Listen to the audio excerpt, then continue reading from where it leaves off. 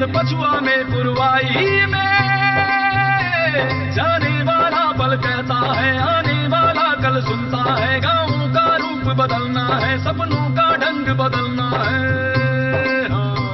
हम जड़ से जुड़े परवान चढ़े, हम गाँव के संग है आगे बढ़े, विज्ञान की नीली छांव चले है, ज्ञान का दीपक रोज जले। गीत रचो हम देंगे ताल, वाह चौधरी करो कमाल, तुम संग थामी हमने मशाल, गाँव खुशहाल देश खुशहाल, गाँव खुशहाल देश खुशहाल, गाँव खुशहाल देश खुशहाल। वाह चौधरी, वाह चौधरी। सुनो, एक बात गांठ बांध लो सबके सब, अब की बार चौधरी के अगर खिसकने की खबर मुझे नहीं मिली, तुम सबको खिसका दूंगा। हम अगर तूने हाथ भी लगाया तुझे जिंदा जला दूंगी यहाँ पे। मेरे पड़ोसी की भैंस मर गई, अब उसने पशुधन बीमा नहीं कराया हुआ था। अभी गांव के लोग चौपाल पर इकट्ठा होंगे, आप हमारे साथ चलें और उनको समझाएं। देखो जी, आप सब जानते हो कि पशु हमारे घर का सदस्य होता है और कई कई घरों में तो वो कमाऊ पूत होता है। अब आप जानते हैं रामफल की भैंस मर गई, और ये भी सच है कि जिस घर में इंसान और पशु न रहे, गुजर जाए, उनकी भरपाई नहीं हो सकती। चौधरी साहब एक बात बताइए, जाने वाले को कौन रोक सकता है? सांसें तो सबके लिखी हुई होती हैं, अब इसमें भला कोई क्या कर सकता है? किशोरी लाल, मैं मानता हूं कि भरपाई नहीं हो सकती। कैसे हो सकती है भरपाई पूरी? लेकिन उससे कुछ मदद तो जरूर हो सकती है। मुसीबत बता के नहीं आती भाई, समझदार इंसान वही है जो हर मुसीबत के लिए अपने आप को तैयार रखता है। अब ये स्वास्थ्य बीमा, जीवन बीमा, ये सब इसलिए तो करवाए जाते हैं। सो तो ठीक है, पर भाई बीमा अपने लिए नहीं करवाया जाता, मरने वाले के बाद जो पीछे छूट जाते हैं ना, उनके लिए करवाया जाता है। बेटा, जाने वाले की कमी बाद में ज्यादा खलती है, और यह भी बात सही है कि कोई उसकी जगह नहीं ले सकता। लेकिन हाँ, अगर बीमा हो तो थोड़ी मदद जरूर हो जाती है। सच्चाई आपके सामने है। अगर रामफल की भैंस का बीमा होता तो उसकी पत्नी को इतनी तकलीफ न देखनी पड़ती, है कि नहीं? आज हम सब लोगों के बीच में पशुधन बीमा एजेंट मनोरथ जी आए हैं। भाई, जब रामफल की भैंस मरी तो मुझे ऐसा लगा कि हमारे गांव में बहुत सारे ऐसे लोग हैं जो पशु के गुजर जाने के बाद उसका नुकसान बर्दाश्त नहीं कर सकते। तो मैंने सोचा कि उस बीमा के बारे में आपसे बातचीत की जाए। पर बीमा वाले तो पैसे लेते हैं ना चौधरी साहब। मानता हूं सरपंच जी, पैसे लेते हैं, लेकिन बदले में किसानों को और पशुपालकों को उनके गुजर जाने के बाद उसकी भरपाई भी तो करते हैं। सुरक्षा? हाँ, सुरक्षा, पशुधन बीमा के रूप में। पशुधन बीमा? ये किन किन पशुओं का हो सकता है? भाइयों, इसमें देसी संकर दुधारू मवेशी और भैंसे, चाहे वो गर्भवती हो या दुधारू हो, इस बीमा के अंतर्गत आती हैं। साहब जी, ये कोई सरकारी योजना है क्या? जी हाँ, इसमें बीमे का 50% प्रीमियम सरकार द्वारा देय होता है। अरे भाई, इस बीमे में कौन कौन सी घटना को लिया गया है? जी हाँ, सूखा, बाढ़, प्राकृतिक आपदाएं और बीमारी, इन सभी चीजों को बीमा के अंतर्गत लिया जाता है। अच्छा बाबूजी, एक बात तो बताइए, ये बीमा लिए हुए जानवर को बाकी जानवरों के बीच में हम कैसे पहचानेंगे भला? इसमें बीमा किया हुआ पशु, उसके कान में एक पारंपरिक अंकन किया जाता है या उसके कान में एक माइक्रोचिप लगाई जाती है, ताकि बीमा किया हुआ पशु और पशुओं से अलग लगे। साहब जी, एक बात और बताओ, ये बीमा कराने में कितना खर्चा आएगा? कुछ ज्यादा नहीं, जितने का पशु है उसकी कीमत का 3%, उससे भी कम होता है। क्या ये बीमा हर कोई ले सकता है? ले क्यों नहीं सकता? अब आप सोचो, रामफल की भैंस का बीमा होता तो उस बीमे से दूसरा पशु आ जाता, उसकी पत्नी को इतनी परेशानी भी नहीं उठानी पड़ती। अब ये सब इसलिए हुआ क्योंकि रामफल को पशुधन बीमे के बारे में जानकारी नहीं थी। तो मैं तो बस इतना ही चाहूं हूं कि मेरे गांव में किसी को भी पशुधन के नुकसान से परेशानी न उठानी पड़े। क्यों सरपंच जी? भाई चौधरी साहब, काश जैसा आप सोचते हैं वैसा सारे सोचते हैं। पर मेरा मानना यह है कि जिन लोगों ने अब तक अपने मवेशियों का बीमा नहीं करवाया वो अब करवा ले। भाई जब जागो तब सवेरा, सीधी सी बात है। और चौधरी साहब, आने वाली जो कल की परेशानियां है ना, आपने वो रास्ता दिखा दिया जिससे इन सबको निजात मिल जाएगी। भाई मैं तो फिर कहूंगा, वाह चौधरी वाह। जय कीकर सिंह के नापाक इरादों को हमको मात देनी है तो उसके पहलवानों को हमको कबड्डी के मैदान में ही फिसड्डी साबित करना पड़ेगा। और वो तो हम करेंगे ही। हाँ चौधरी साहब, अरे फिर धर्मवीर ने भी कम कबड्डियां खेली और जीती है। चौधरी वाह चौधरी।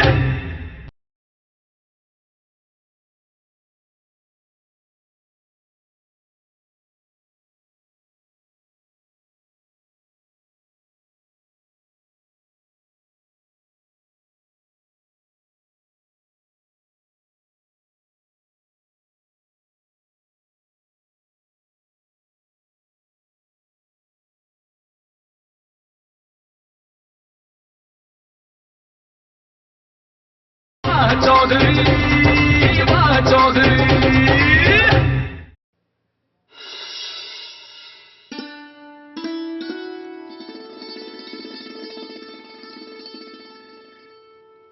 इतना सिर भारी हो रहा था कि बस मत पूछे। तने आंवले के तेल की मालिश करी ना तो बस बड़ा चैन सा आया।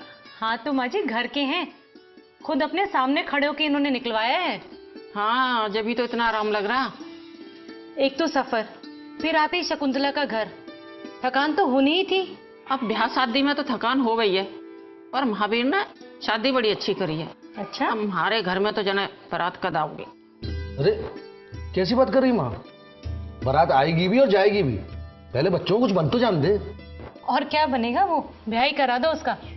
माँ जी ठीक कह रही हैं। बस एक तू ही है जो मेरी बात सुनती है सुगना। अरे अभी बहुत कुछ बाकी है माँ। स्वाति कुछ बड़ा करना चाहती है, राजवीर अपने सपने पूरे करना चाहता है। बच्चों की हमारी मदद की जरूरत है। हाँ तो मदद कर तो रहे। वो राजवीर नौकरी करता ना, सारे दिन ठाली कंप्यूटर के आगे बैठा रहे। और करेगा भी क्या, वो तो बस वो फुल्ला को देख लो, दुकान कर रखी है, अपनी माँ का सहारा बन गया। अरे और तो और तेरे बाबूजी की नाक के लिए मक्कड़पुर वालों से भी दो दो हाथ कर रहा है। अरे माँ, राजवीर और फूला में जमीन आसमान का अंतर है। राजवीर के सपने गांव संवार देंगे। राजवीर अपने लिए नहीं जी रहा, वो समाज के लिए जी रहा है, इस गांव के लिए जी रहा है। वो अपने दादाजी के सपनों को साकार करने के लिए जी रहा है। और उसका अपना क्या? जब भी तो कहूं, उसका ब्याह हो जाता ना तो घर में लल्ला खेलता, पर इस परिवार को तो समाज सेवा की सनक सवार है। तो एक काम कर, एक प्याला चाय ले आ। इसने तो मेरे सिर में दर्द कर दिया। जी लामा मैं दबा दूं सर तेरा। बस रहने दे तू। अब तुम मुझसे क्यों नाराज हो रही है? अरे मैं ना तेरे से नाराज।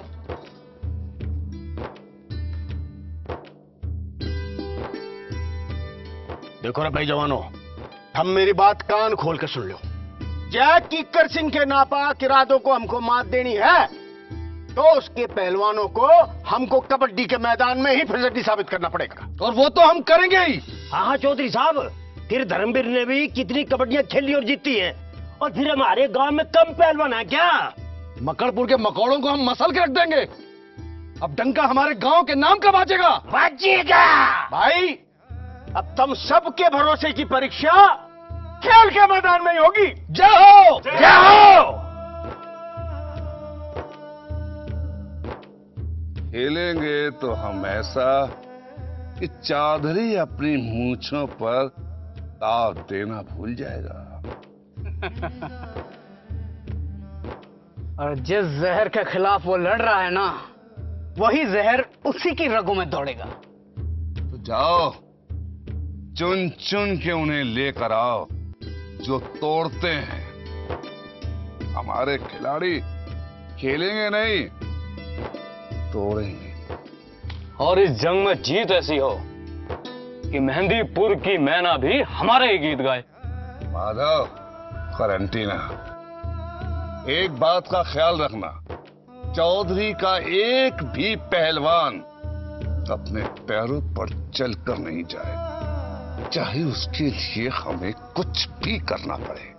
बापू, जंग के मैदान में असली खेल कबड्डी का नहीं होगा, बल्कि नाक का होगा। और नाक कट के गिरेगी उस चौधरी की।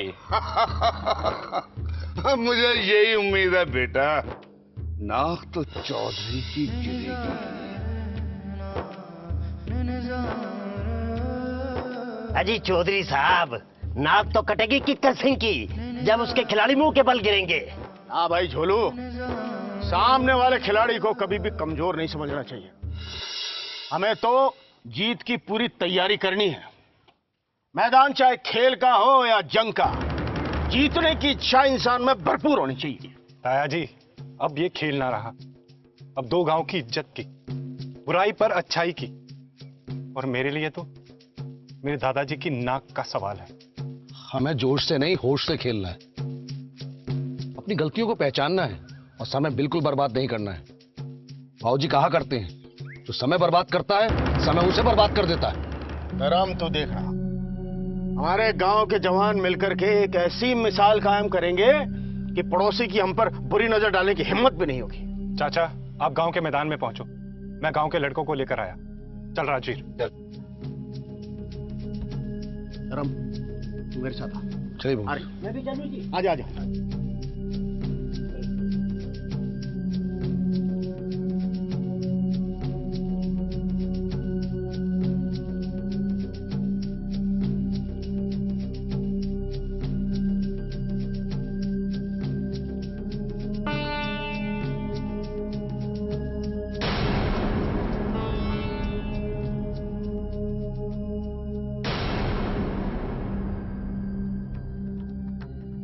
क्यों भाई धर्म, आ गई तेरी मेहनत का सीम। तू चुप कर, चुप।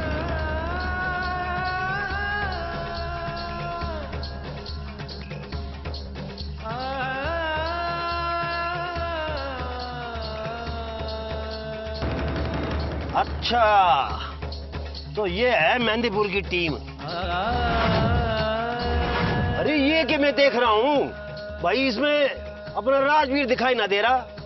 क्यों, उसको फिक्र ना है अपने दादा के नाक की? मामा, राजवीर के कंधे पर मोच आई। अब ये सिर्फ खेल नहीं है, गांव की इज्जत का सवाल है।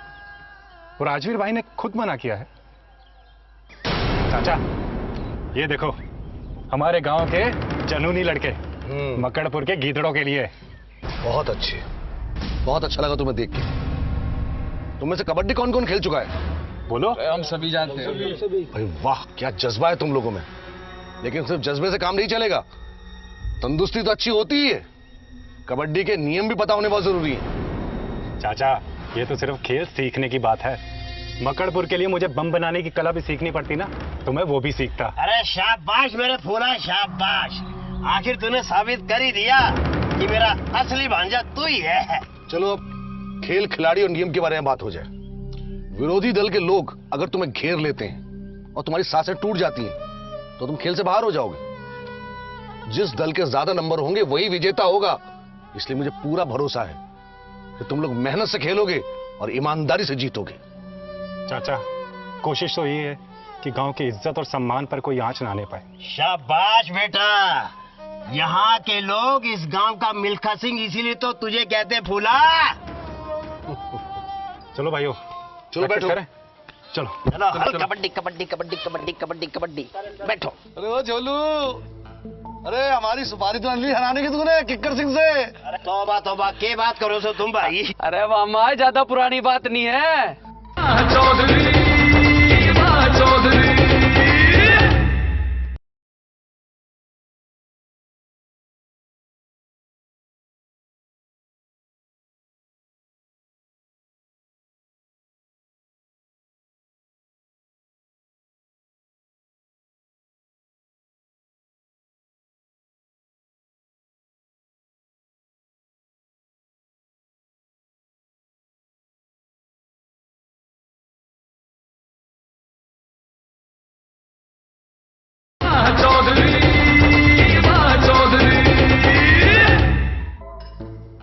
कल के कबड्डी का असर कहीं हमारे रिश्ते पर ना पड़े।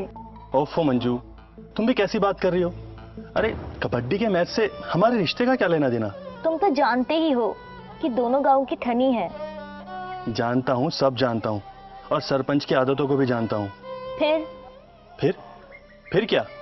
देखो मंजू, जो हो रहा है उसे होने दो। मुझे तो ये भी समझ में नहीं आ रहा कि किस गांव के जीतने की दुआ करूं। एक काम करो, अपने गांव वालों को ही जितवा लो, और इससे चौधरी साहब भी हमारे रिश्ते की बात आसानी से कर पाएंगे। समझदार हो गए हो, लगता है संगत का असर है।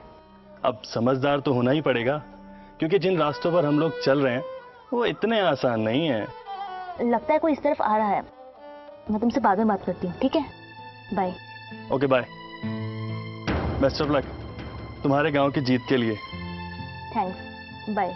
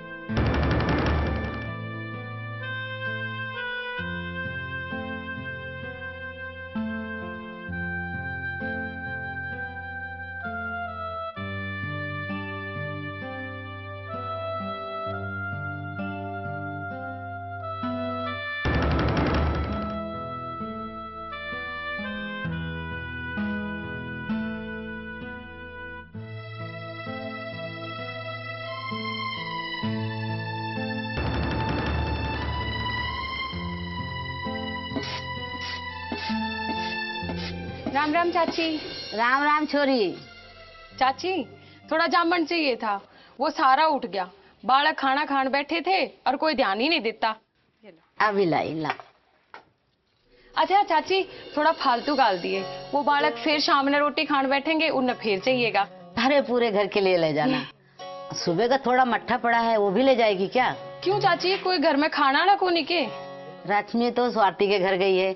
अब तेरे चाचा वो बताया था ना, जन मन धन क्या कहते हैं वो? अरे चाची, जन मन धन नहीं, प्रधानमंत्री जन धन योजना। अरे वही खाता तो खुलवाने गए हैं। तो वो बात तो आप चौधरी से भी बोल देते, वो भी खुलवा देते। अरे चौधरी के साथ ही तो कबड्डी के चक्कर में लग गए होंगे तेरे चाचा। चाचा कबड्डी खेल रहे हैं? क्या मजाक करती है छोरी, इस उम्र में कबड्डी? अरे ना चाची, कोई बात ना है, कौन रोक कर नारा है, खेलना है तो खेलन दो। अच्छा, अब तू दही लेके जल्दी जा, मेरा दिमाग मत खा। अच्छा ठीक है चाची। ले। अच्छा चाची चालू हूँ। राम राम। राम राम। दिमाग चाट जाती है लड़की।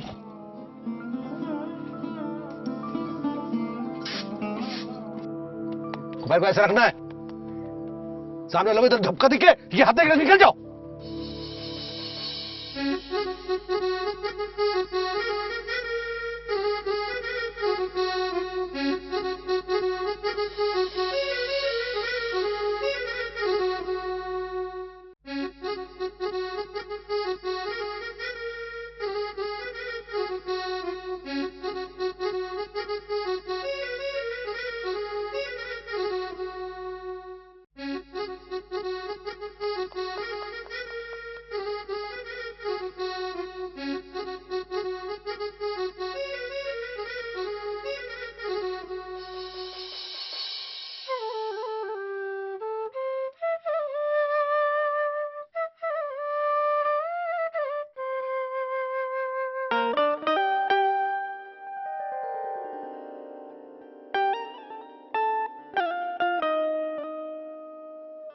लो भाई गर्मा गर्म दूध।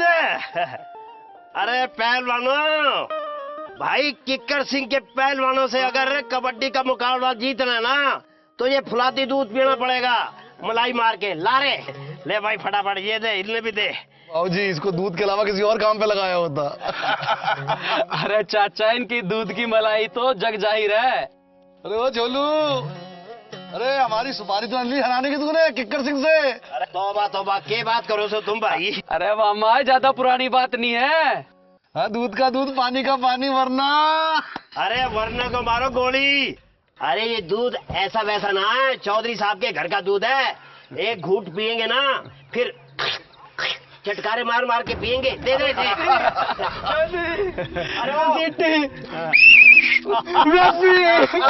देखा दूध कैसा देखा। हाँ भाई पहलवानों, तैयारी पूरी है ना? बिल्कुल चौधरी साहब। कीकर सिंह के पहलवानों को मात दे के आनी है तुमको। हाँ, छोड़ना नहीं उसको, इज्जत का सवाल है अपने। ठीक है? हाँ।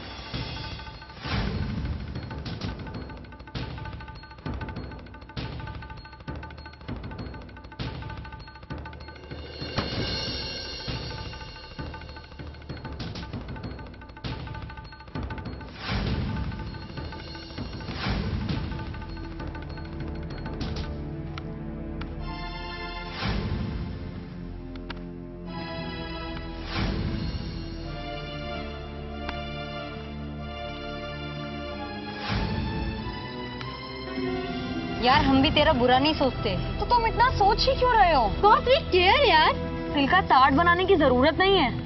पटाई भी तो गॉड चौधरी की पोती। वो गांव भर में देशभक्ति की बातें करता फिरता है और इसकी पोती मेरे प्रेम भक्ति की। मुझे पूरा यकीन है जीत हमारी होगी। अरे मेरे कलेजे में तो जब ठंड पड़ेगी जब चौधरी की जमीन पर हमारी खाद डलेगी। चलो अब है सपनों का ढंग बदलना है। हाँ। हम जड़ से जुड़े परवान चढ़े, हम गांव के संग है आगे बढ़े, विज्ञान की नीली छांव चले हैं, ज्ञान का दीपक रोज जले। गीत रचो हम देंगे ताल, वाह चौधरी करो कमाल, तुम संग थामी हमने मशाल। गाँव खुशहाल देश खुशहाल, गाँव खुशहाल देश खुशहाल, गाँव खुशहाल देश खुशहाल।